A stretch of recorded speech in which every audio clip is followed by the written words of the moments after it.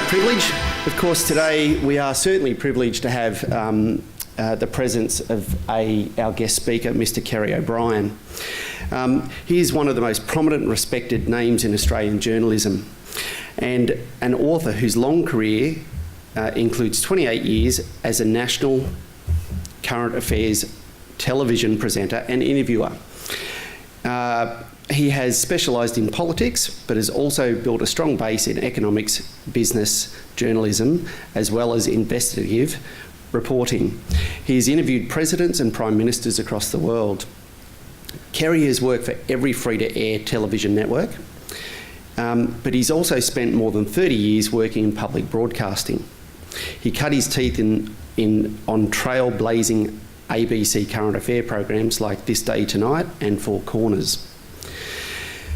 He was the first presenter of the groundbreaking late-night news analyst program, Lateline.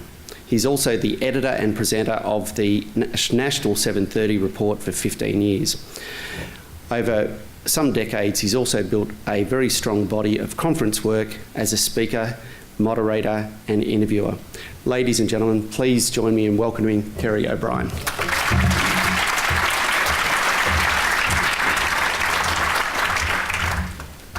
Thank you, Stan.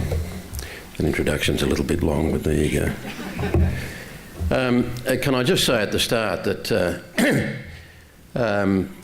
having read up a little bit about what goes on in this broad region represented by G21, adding to the base knowledge that I had when I lived in Melbourne in the mid-70s and did get around the state quite a lot, can I just commend you on what a terrific forum this represents.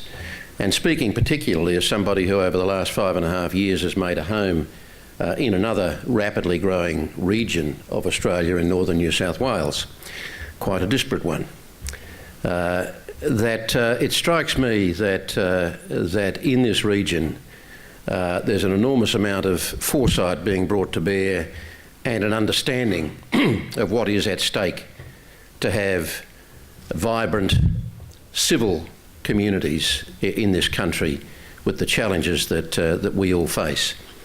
A diverse region in terms of its economy and in terms of the various communities, but so important to understand not just that growth is coming that you might want, but growth is coming that you are going to have regardless of whether you want it or not. That is the nature of where this country is heading. Of course, the major cities are going to keep building up, but there's also going to continue as that life becomes more and more strained for many and less affordable for many. Attractive regions like this are going to become more and more a sort of hopeful, happy hunting ground. So I believe and suspect that there's probably a great deal that my region could learn from yours.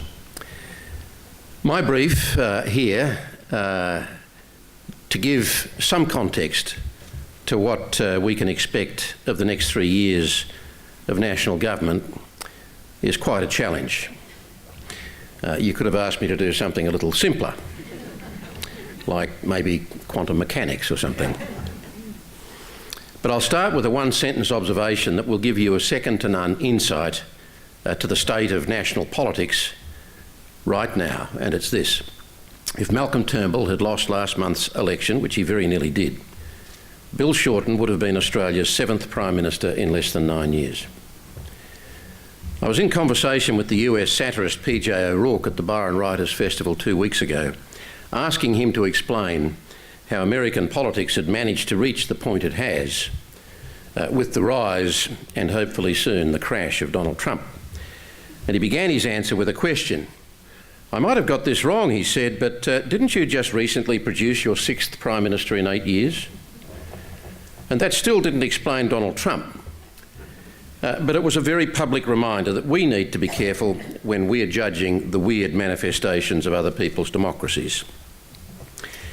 In a troubling global environment, crying out for leadership, here's another insight to the concerning political instability which now seems to be the climate du jour in this country. Having experienced the loss of 3 Prime Ministers by internal party coups before any of them had completed their first full term in office, the nation has now watched with dismay as Malcolm Turnbull, who arrived in the top job with such promise, but then tarnished his own reputation so rapidly, starts his first full 3-year term as Prime Minister knowing that his stocks inside his own party have been so significantly damaged by the last election campaign and result that his leadership will now be in play, if not week by week, then certainly month by month, until his leadership either matures or he falls. This is not a get Malcolm exercise. There is already a well-developed capacity in this country to bring down tall poppies, and I've got no interest and never have had in being part of that. But it is my attempt at an honest reflection on what is going on in our national polity. Right at this moment, the thing Malcolm Turnbull most has going for him is that his party has no obvious alternative. That might sound like a harsh thing to say, but it's true. Tony Abbott having destroyed his credibility so comprehensively, Joe Hockey having moved on altogether, and Scott Morrison having damaged his own stocks as a future leader quite significantly during his relatively brief stint as Treasurer. I've already seen speculation in mainstream media that Abbott is already preparing his move on Turnbull. It struck me as fanciful, or at least premature. But we can't be sure of anything on the political front anymore, and that's not good. So you look for a bright spot on the other side of politics and you see Bill Shorten.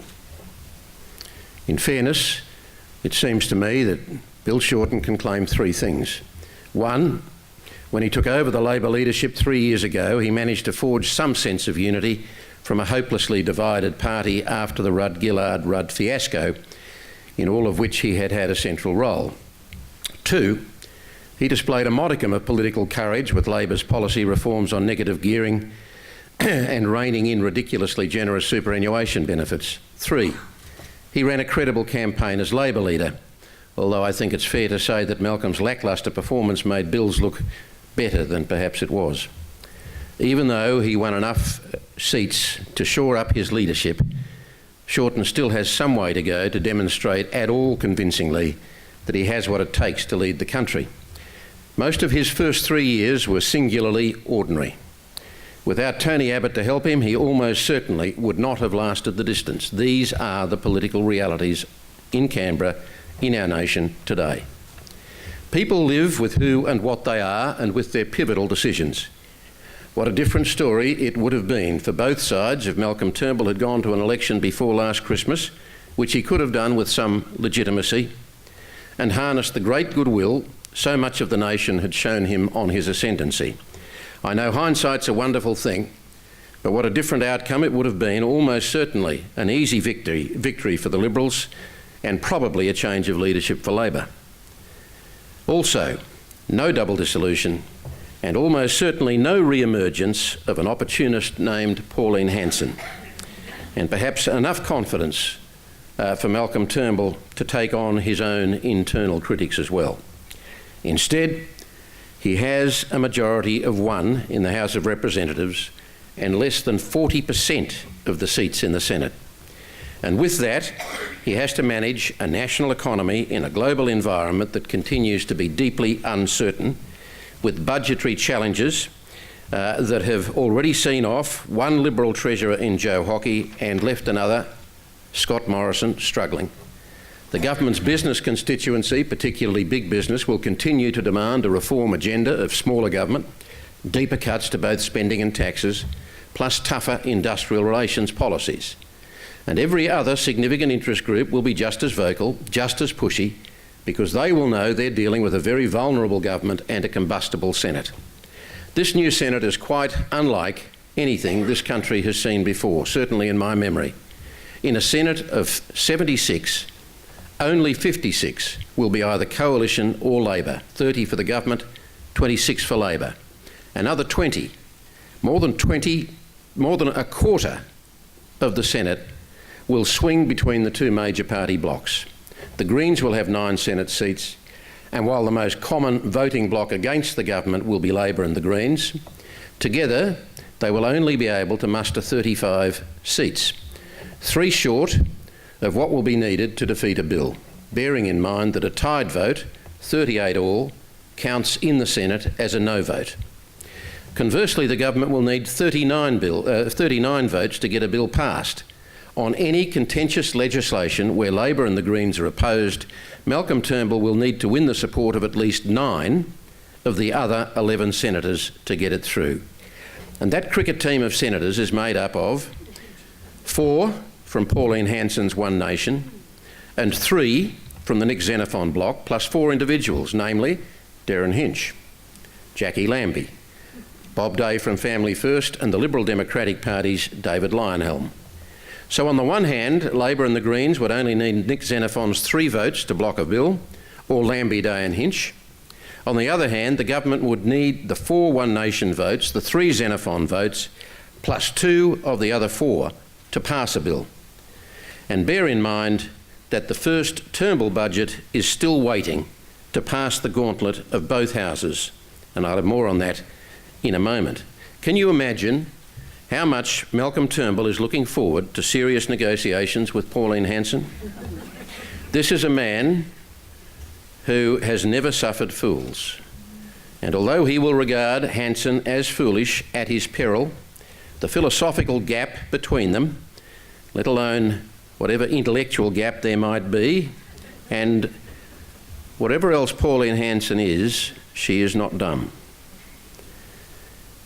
So the philosophical gap between them must be a veritable gulf. And yet he will often need the 4 Senate votes she can deliver, probably starting with his joint sitting on the building construction watchdog. So are you getting the drift? Now let's come to the lower house, where Malcolm Turnbull has the bare majority of 1. The Victorian Liberal David Smith will return as Speaker in the new Parliament, and unlike the Senate President, the Speaker in the lower house traditionally does not vote unless he or she is required to break a deadlock. So for the smooth day-to-day running of the Parliament, the government will be relying on at least 1 of the 5 non-government, non-Labor MPs, who include a Green, an MP from the Nick Xenophon Party, the slightly left-leaning Tasmanian Andrew Wilkie, the sometimes unpredictable Conservative Bob Catter from North Queensland, and the Conservative-leaning Cathy McGowan from the bush in Victoria. It might actually turn out to be quite a stable lower house, as the Gillard minority government managed to be for most of its 3 years. But then there might just be that one contentious piece of legislation where it all comes unstuck. Or one of Malcolm's own MPs might produce one of those unpredictable vacancies that we've seen in the past, sometimes completely uncontroversial, sometimes sensational. All things considered, Malcolm Turnbull can expect to control the numbers in the House, but that kind of knife edge, particularly added to a tricky Senate, will inevitably influence at least some of the government's policy decisions, not necessarily for the better. Scott Morrison's recent decision to reject a Chinese bid for a sizable chunk of New South Wales's energy business on unexplained quote-unquote national interest grounds might have been very soundly based, or it might have been unduly influenced by a desire not to sour the nest with Pauline Hanson's xenophobes before she's even walked through the Senate doors. That's the kind of speculation you can get used to in the new Parliament. The government's job of convincing us that policy compromise is well-based rather than merely expedient will be just that much harder in its interface with a now cynical public and an even more cynical media. Then there are the Liberal Party's own dissidents, the troublesome right-wing South Australian Liberal, Senator Corey Bernardi. I'm sure he doesn't think he's troublesome, but I'm sure Malcolm Turnbull equally thinks he is. He continues to keep everyone guessing about his plans to launch a new Conservative mass movement, which may or may not split from the Liberal Party. Bernardi says not. A movement he claims already has some 50,000 signatories. We can only guess how that will play out on tricky issues like the marriage equality plebiscite Turnbull has to present to the nation in this next year. Even if the issue survives that test, it will still have to face a vote in the Parliament to pass the appropriate law, and there's no evidence that a significant number of Bernardi's fellow travellers in the Parliament will respect a yes vote in the plebiscite when it comes to their own vote. Welcome to Malcolm's nightmare. Parliament resumes at the end of the month, and the first big test will come with the joint sitting of both houses. to resolve 2 bills rejected by the Senate in the previous Parliament relating to the policing of the building construction industry. After all, that was Malcolm Turnbull's rationale for calling the double dissolution. So when the reps and the Senate get together for the first joint sitting of Parliament in 41 years, the government will be 7 votes short of a simple majority to pass the bills. This is when you add all the votes together of both houses. It will still be 7 votes short of a simple majority to pass the bills required to restore its construction industry watchdog. Now, assuming that they get 3 crossbench votes from the lower house, they'll need 4 from the Senate crossbenches, which they would get with the Hanson bloc alone. But every deal for votes through the next 3 years will now potentially come at the price of good government. In trying to anticipate the future, it helps to understand how we arrived at the present. Always does. In that context, Malcolm Turnbull's and Scott Morrison's critical first budget can now be seen as a seriously limited economic document because it was framed even more than usual by politics. You'll remember that Malcolm Turnbull announced the election within days of bringing the budget down, plunging into uncharted political waters with a heavily politicised document dressed up as a 10-year plan to revitalise the economy. I cannot think of a time before when a budget was timed in the way this one was. It was forced on the Prime Minister because he wanted his double dissolution, and to get his double dissolution he had to announce it within a very tight time frame. So the end result was effectively a budget that was really brought down literally within the shadow of the announcement of the election campaign, which immediately tarnished it, poisoned it as a genuine economic document because of course it had to be dominated by the politics. It sought to minimise inherited problems from the budgetary ineptitude of both Tony Abbott and Joe Hockey in their 2-year reign, particularly that first budget in 2014 from which their careers never recovered. The centrepiece of the first Turnbull-Morrison budget was a multi-billion-dollar company tax with a jobs and growth mantra that in the light of the election result is now something of a political millstone around the government's neck, no matter how correct their claims to economic benefits are. In a climate where a raft of big corporations were being regularly exposed for exploiting whatever loopholes they could find to minimise their tax, Labor exploited the image of government for the big end of town as one of its major strategies in the campaign, and the government struggled to sell its rationale for handing companies $37 billion of tax cuts, albeit over the next 10 years. The promise of a crackdown on corporate tax evasion didn't really help the government's case, and they will now battle to get that through the Senate, at least the part relating to big business. The one area where the Prime Minister and Treasurer could be said to have shown political courage with the budget was on their reform to superannuation benefits for top income earners. Courageous because it meant taking on a significant part of their own constituency, but they got mired in an argument over whether or not it would be retrospective, and now they're under pressure to recant even on that. So the economic document Turnbull is now stuck with still contains tricky political elements the old Senate refused to endorse, plus a raft of new challenges in the new Senate, including the company tax, super changes, and of course the running sores of health and education. While the coalition claim to economic management superiority through budget surpluses is just as shaky now as it became under Tony Abbott, if not more so. The current surplus, I guess we all wish it was a surplus, the current deficit is sitting just under $40 billion and will drop marginally on that by the end of next financial year. And all of these things, of course, Treasury forecasts change these days also by the week or by the month. And on the economy generally, Malcolm Turnbull must have one accumulating concern, and if he doesn't, he should have. Historically, in the modern global economy, recessions are a recurring fact of life.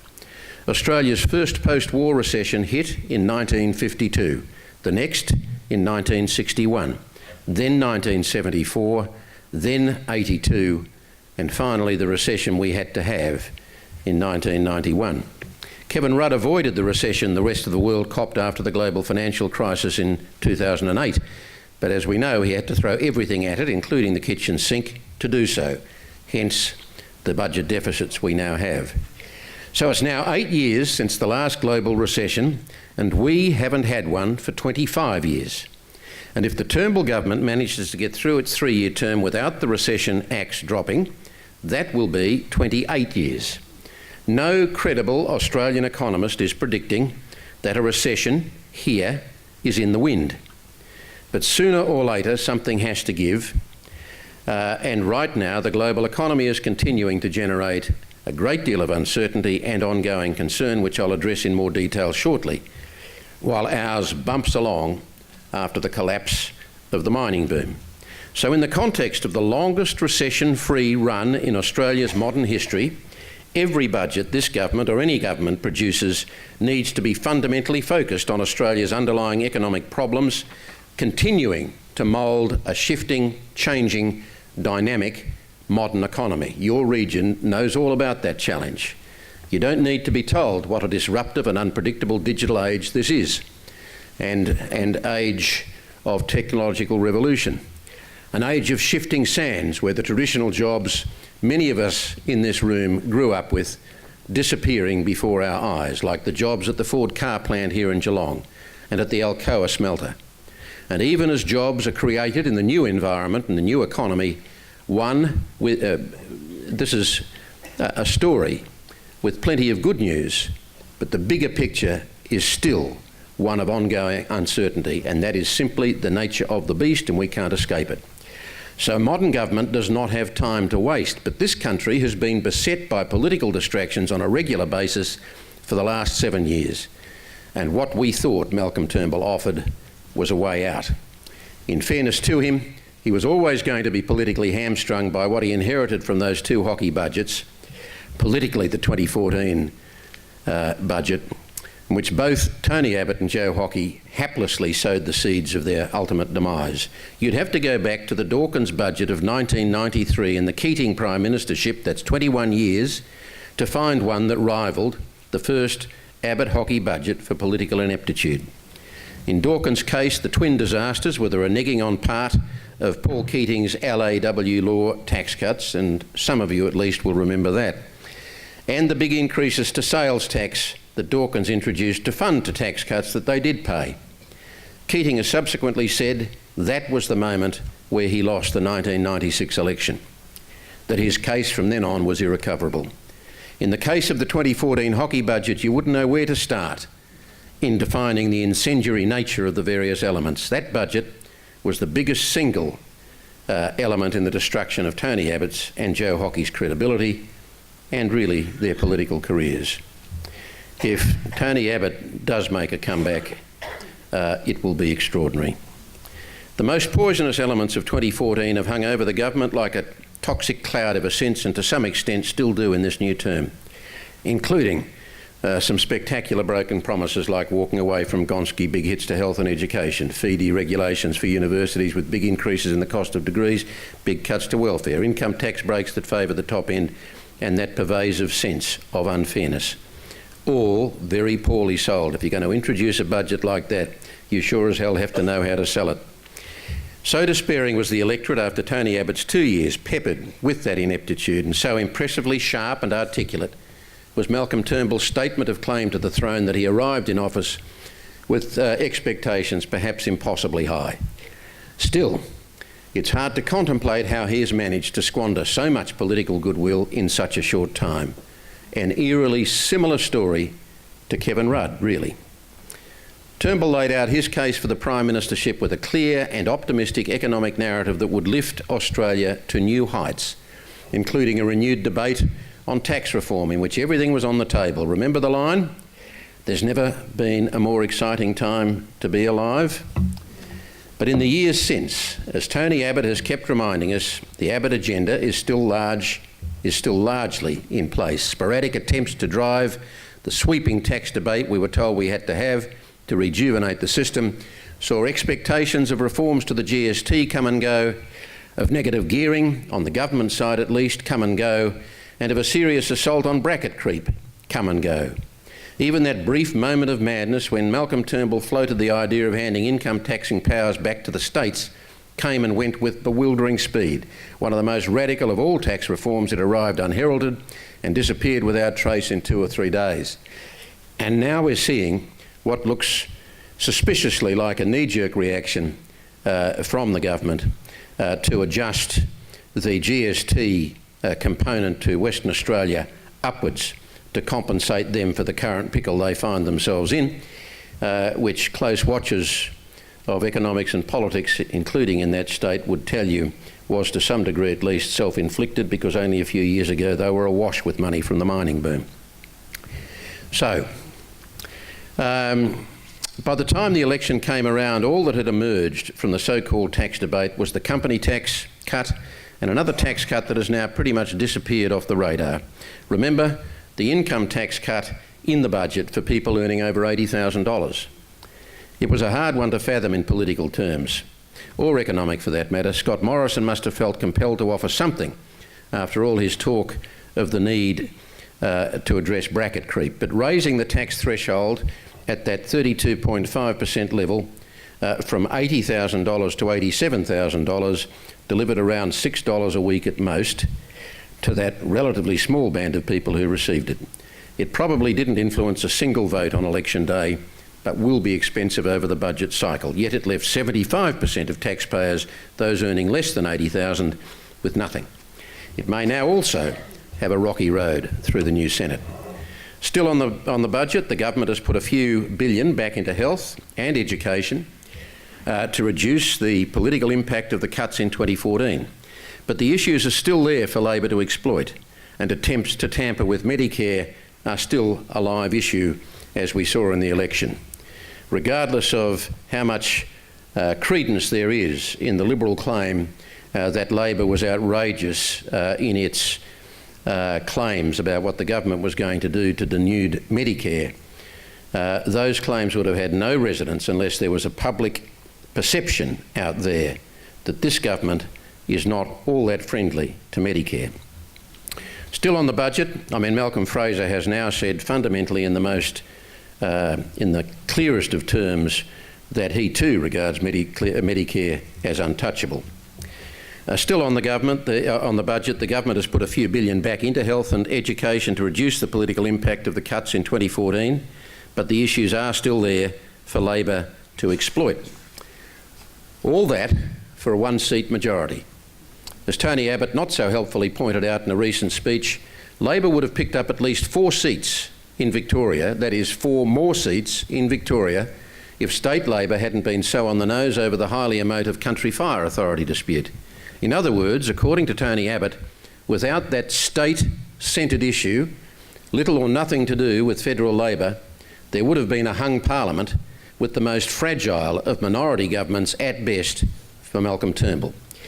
Whatever Tony Abbott says about accepting that he'll never be Prime Minister again, do not expect him to stay quietly in his backbench box for the next 3 years. This is just not who and what he is. Other budget issues that Labor will undoubtedly seek to exploit in the first parliamentary session of the new term include cuts to aged care, the $13 billion of cuts already blocked by the Senate but still under the table if not on it, the unresolved issue of the government's plans for the tertiary sector, watered down by the new Education Minister Simon Birmingham from the disastrous reform attempt by Christopher Pyne, but still potentially potent. And somewhere in all of this is that great moral issue of our time, climate change. Liberal and Labor both continued to attack each other's credibility on this front through the election campaign, but in truth, over the next political cycle, the two sides will move closer together. And it seems inevitable we will end up with some kind of carbon trading scheme. It will be interesting to watch the outcome of combining climate change and energy into one portfolio under Josh Frydenberg. Formerly known as Mr. Coal, Frydenberg is no climate science denier. He also acknowledges the inevitable phasing out of coal and is making supportive noises about renewable energy technology. This region has a serious investment in the health industry, and health will be another area to watch over those next 3 years, as I've said.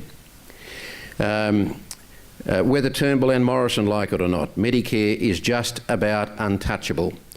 But health will remain a target for budget savings because the high cost pressures are just going to keep growing as the population continues to live longer and the cost of pharmaceuticals, pathology and medical technology continue to explode. Good, effective, strong, insightful leadership requires a capacity to lead public policy debate into precisely those kinds of tough, challenging political minefields. And I can't think of a single significant policy area where we've had truly enlightened debate for something like the past decade at least, let alone intelligent bipartisanship, with the possible exception of the National Disability Scheme, something again this region will have an investment in. We've had bipartisanship in Australia on national security under the threat of terrorism, but I'd hardly call that debate enlightened. And the media has to take its share of responsibility for the indifferent quality of debate. The faster and more disruptive the digital media cycle has become, the more superficial and repetitive the coverage. Most of what I saw of the media coverage was about as enlightened and enlightening as the campaigners themselves. I said earlier I'd come back to the global economy in a little more detail. We're still waiting for the effects of Brexit to wash through the rest of the world. Europe is a cauldron of economic and political uncertainty, and the all-important Chinese economy remains a guessing game. GDP growth in Europe's 19-nation currency bloc slowed to 0.3% in the second quarter of the calendar year, from 0.6% in the first. And while growth in Germany rose slightly, France and Italy, for instance, recorded zero growth.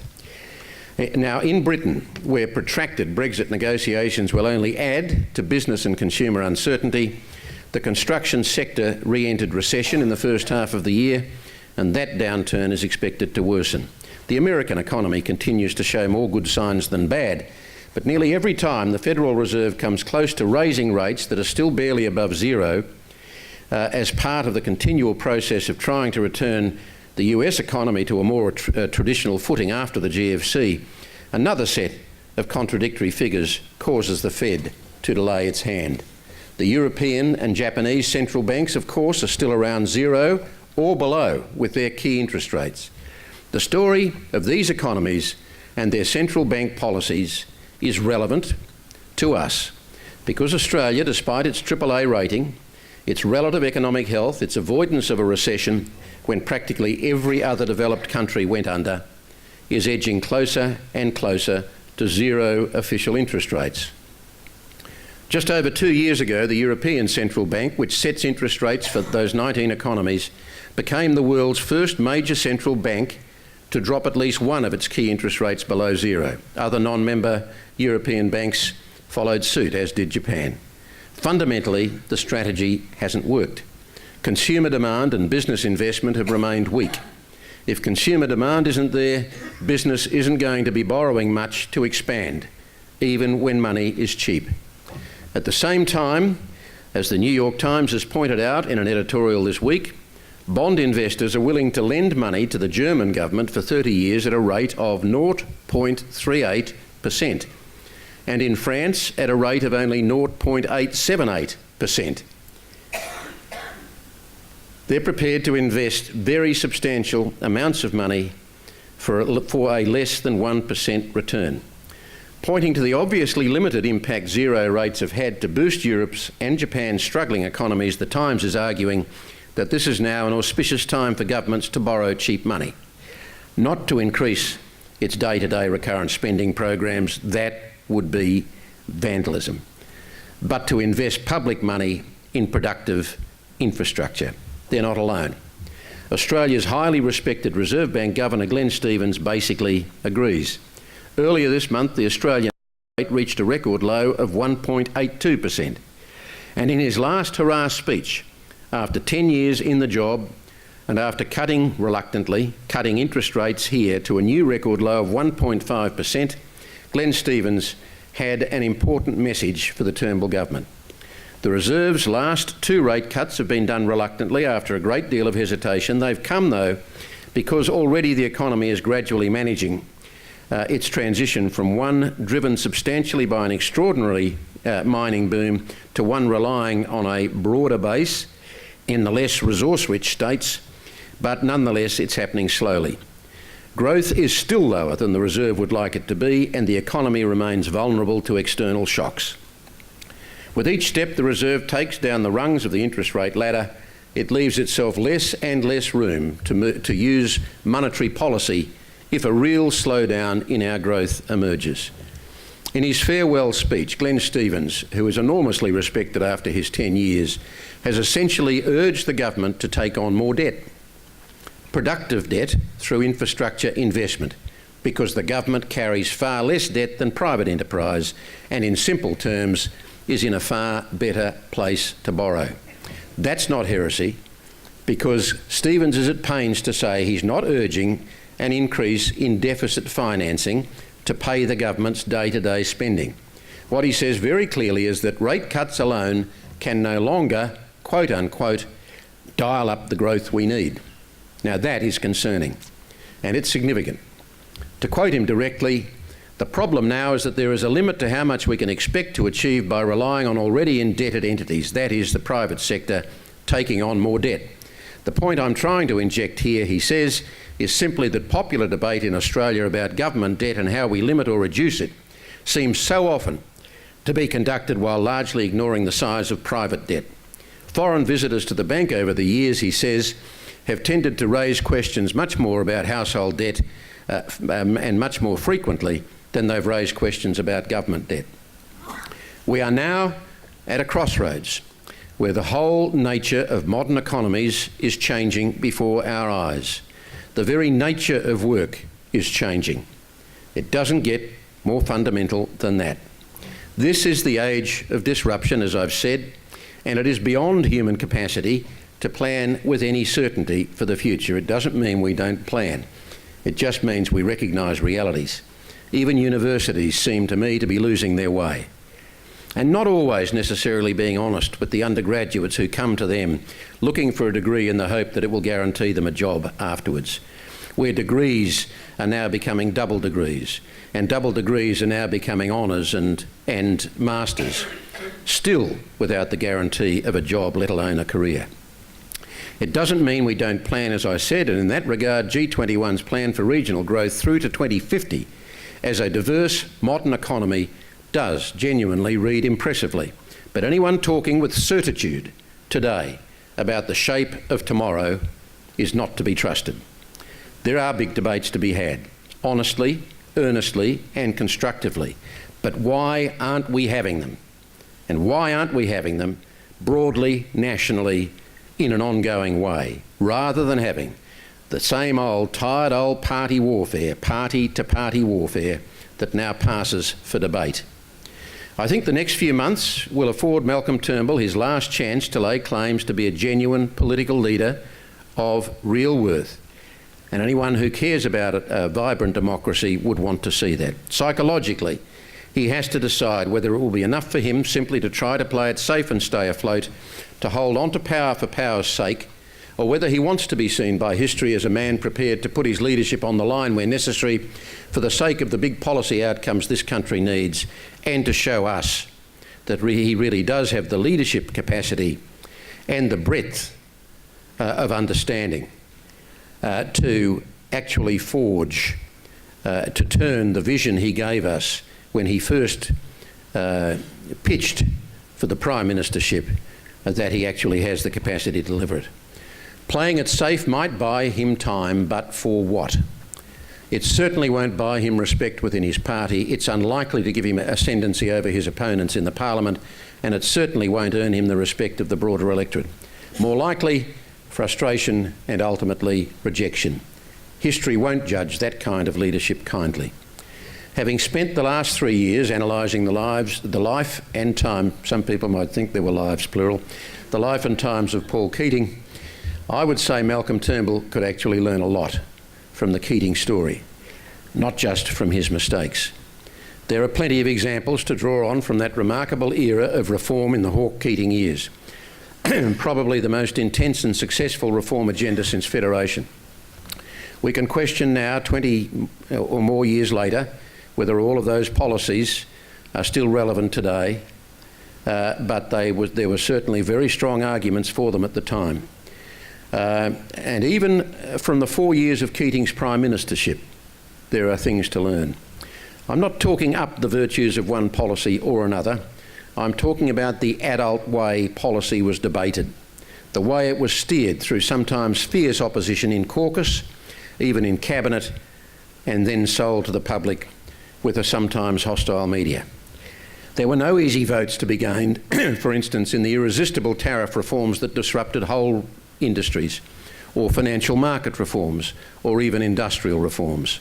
Just to pluck one of the many tough budgets out of the ether, there were no easy votes to be gained by delivering the biggest spending cuts to government programs in 30 years across health, education, welfare and jobs programs, which Paul Keating did in the May mini-budget of 1987, weeks before Bob Hawke announced the 1987 election. Keating actually turned that budget, that tough budget, into a positive. It also was a very election budget. It was atypical for what you would normally expect to see from a budget framed so close to an election. He turned that to advantage because he was able to articulate the reasons for it. And that helped Hawke win his third election and win it quite comfortably. Even John Howard wrote in complimentary terms about that mini-budget in his autobiography 23 years later.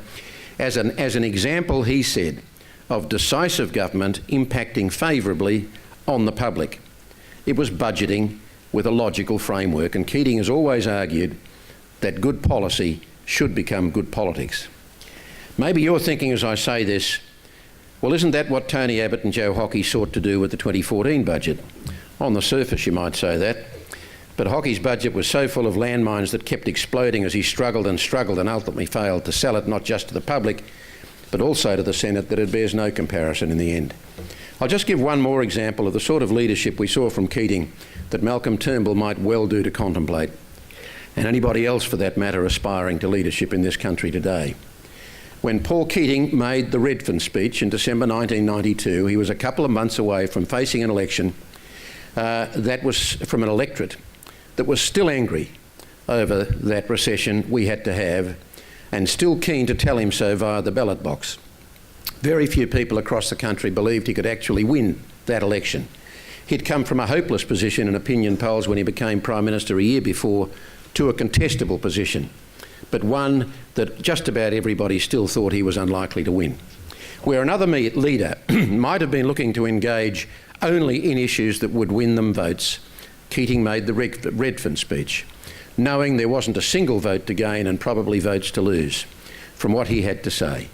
It was the speech that laid down the marker that a Keating government would deliver on legislation to back the High Court's controversial Mabo judgment just a few months before.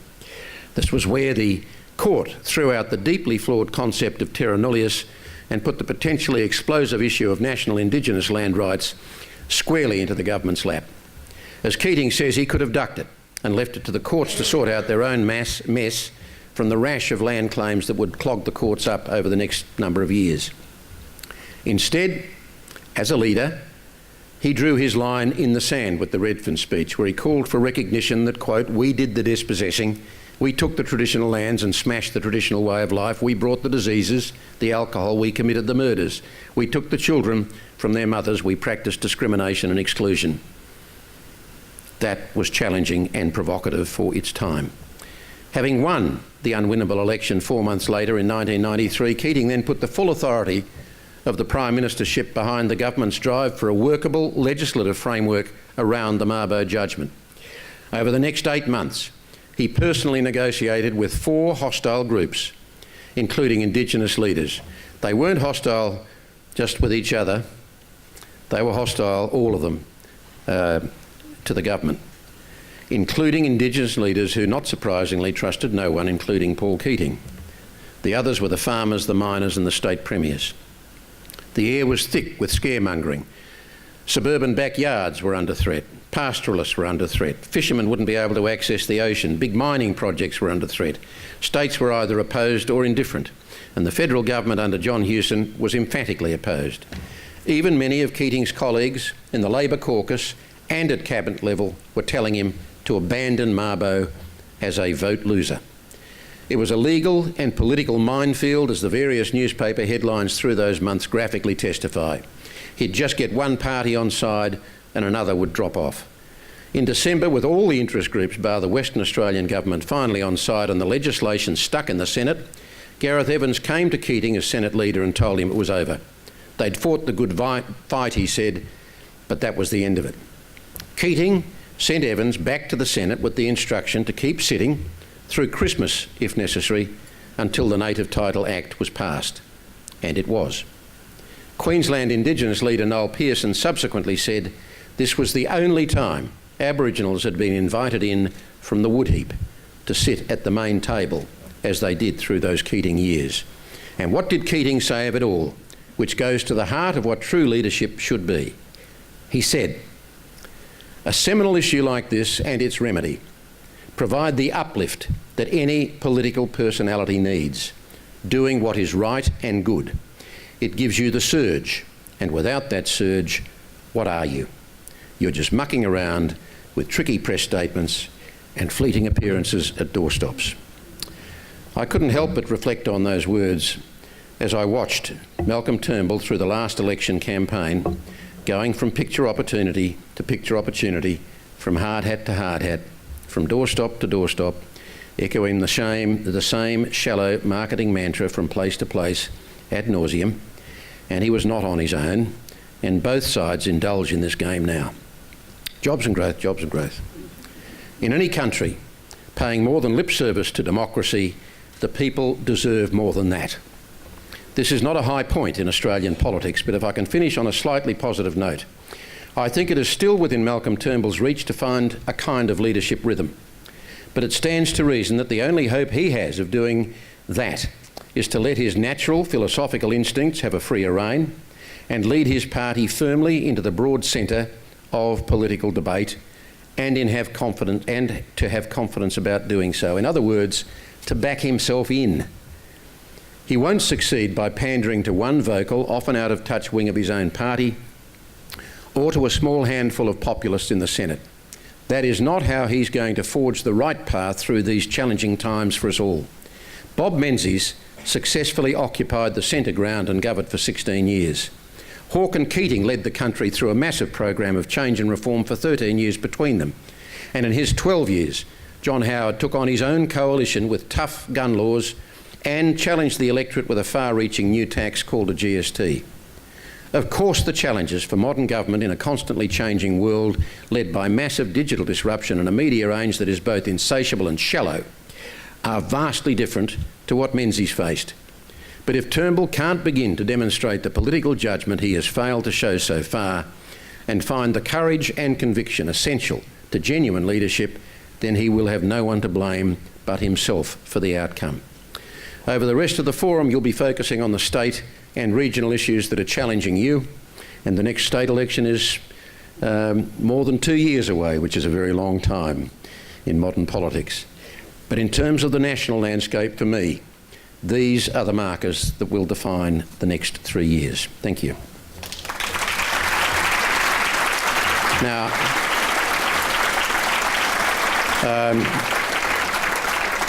time has been allocated for questions, so I'm very happy to take some.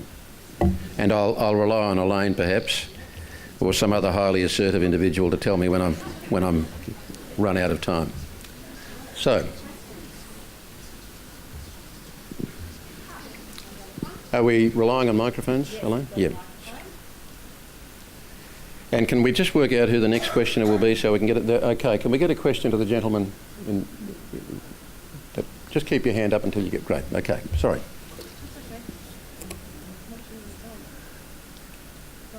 Try holding it closer. No, it's not on. Have you got your microphone? Have you got a microphone?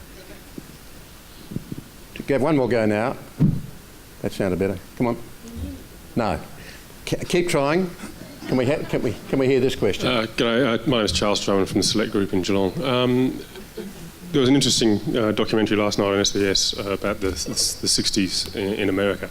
The Native Title Act would stand up alongside Johnson's Voters' Rights Act in the 1960s in terms of its impact on a society. Given the electorate and the general population's dissatisfaction with politics in general and politicians, your quote from Keating about doing what is right and good, isn't that exactly what has been missing? Sorry, isn't that exactly what has been missing and what is reflected in what the electorate see happening in our country? It's you know, there are very hard to give the short answer to what lies behind that. Yes, I think that's absolutely right, and I think we've seen leadership and government diminished with each year that's passed.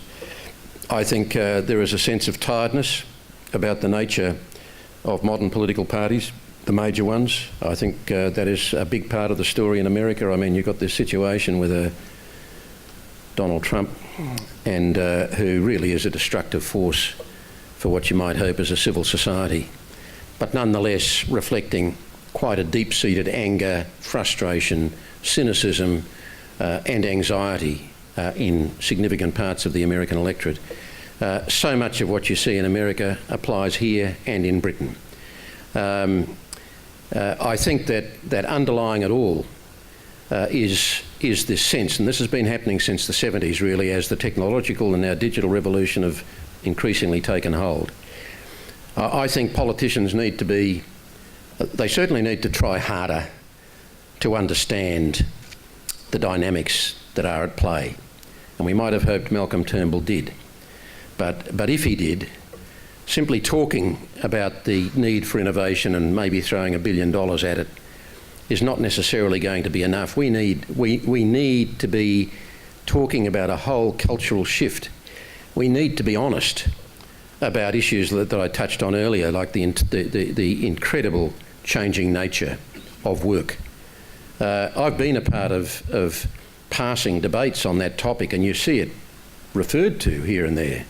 And we all know in our own lives or in the lives of our children, and we certainly know it's going to be increasingly true in my case in the lives of my grandchildren, that the uncertainty and the unpredictability is just going to grow. Now, there's a limit to how much you can plan for these things, but we're not even talking properly about it.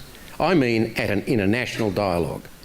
So I think that factionalism in the major parties, this is particularly true of Labor, but I think it's also increasingly true of the Liberals, that the factions are now, where once upon a time in Labor, the factions were much more a dynamic for ideological debate on policy issues within the Labor Party.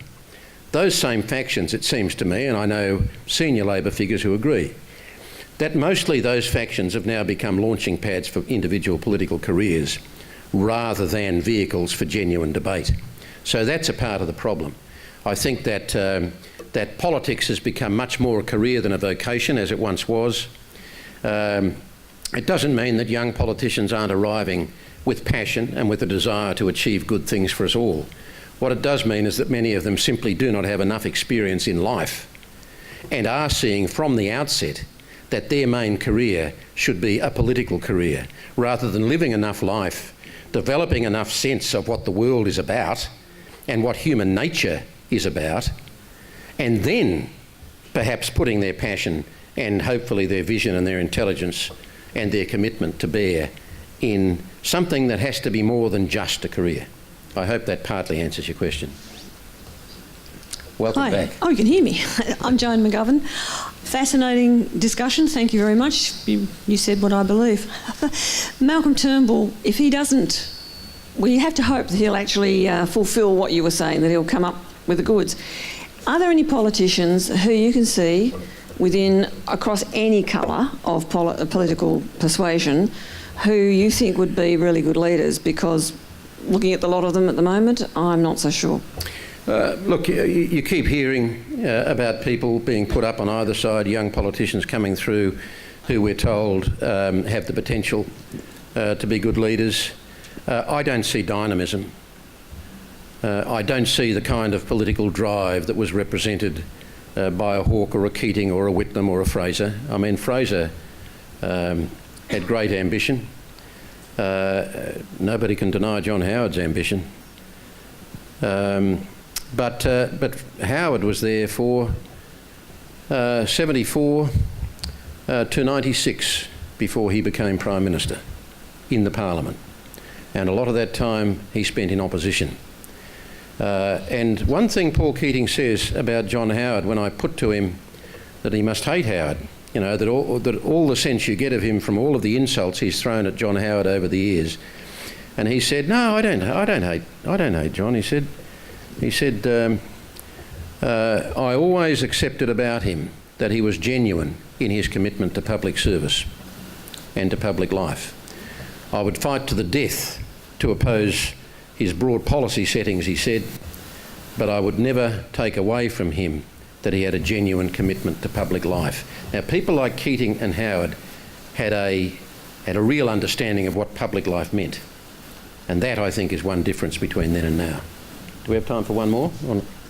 No? Okay. Look, thank you very much. And Elaine? Byron Bay is also a very attractive place to live.